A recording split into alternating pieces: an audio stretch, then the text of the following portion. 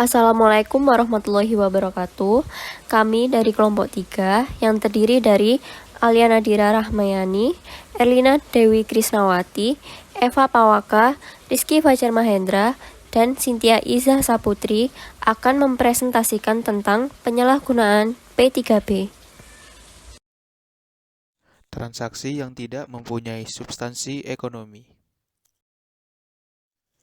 Treaty shopping merupakan sebuah upaya penyalahgunaan P3B karena menggunakan pasal-pasal dalam perjanjian penghindaran pajak berganda yang tidak sesuai dengan maksud dan tujuan dibuatnya tax treaty, yaitu untuk menghindari pajak berganda dan mencegah terjadinya penghindaran pajak.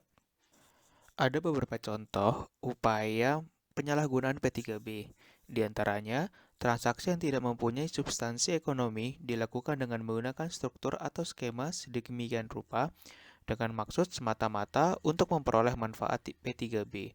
Contoh lain, transaksi dengan struktur atau skema yang format hukumnya atau legal form berbeda dengan substansi ekonominya atau economic substansi. Sedemikian dengan maksud semata-mata untuk memperoleh manfaat P3B. Contoh lainnya lagi, penerimaan manfaat P3B bukan merupakan pemilik yang sebenarnya atas manfaat ekonomis dari suatu transaksi.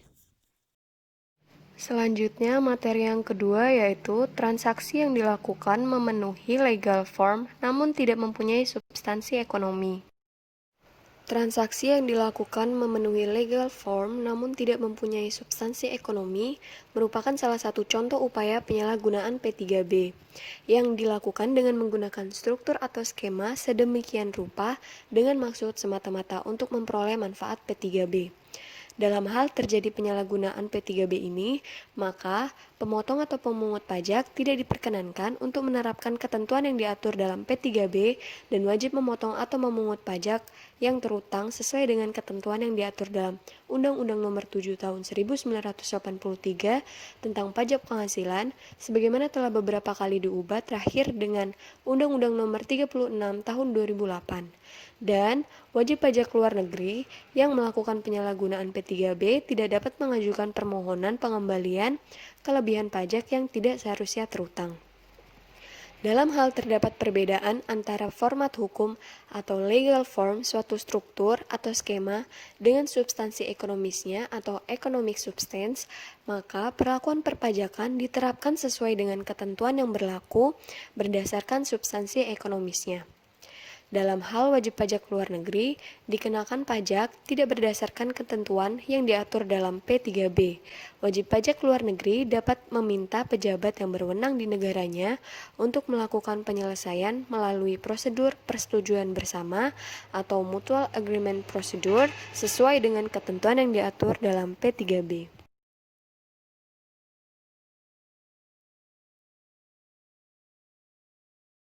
Selanjutnya adalah beneficial owner. Beneficial owner merupakan orang pribadi atau badan sebagai subjek dalam negeri suatu negara yang merupakan pemilik sebenarnya dari penghasilan berupa bunga, dividen, dan royalti yang bersumber dari Indonesia, sehingga orang pribadi atau badan tersebut berhak untuk menikmati ketentuan P3B antara Indonesia dengan negara tempat orang pribadi atau badan tersebut berdomisili.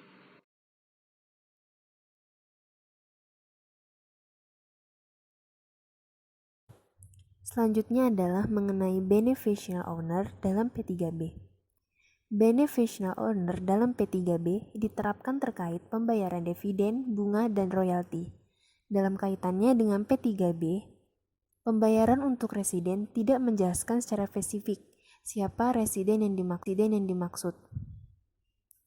Menurut pasal 10, 11, dan 12 yang dibuat oleh OECD model,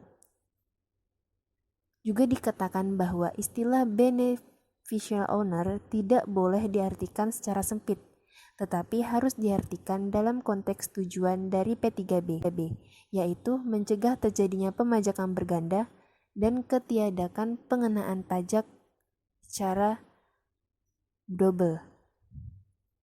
Dalam rangka pencegahan penyalahgunaan P3B, menurut OECD model diterapkan anti-avoidance rule dengan prinsip beneficial owner. Dikatakan juga bahwa aturan mengenai beneficial owner telah ada melalui UU PPH nomor 36 tahun 2008 pasal 26 yang terjadi di Indonesia. Namun, aturan tersebut belum cukup jelas mengatur mengenai beneficial owner sehingga perlu penyempurnaan lebih lanjut untuk undang-undang tersebut.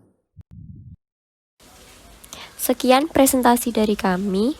Semoga bermanfaat untuk kalian semua. Terima kasih.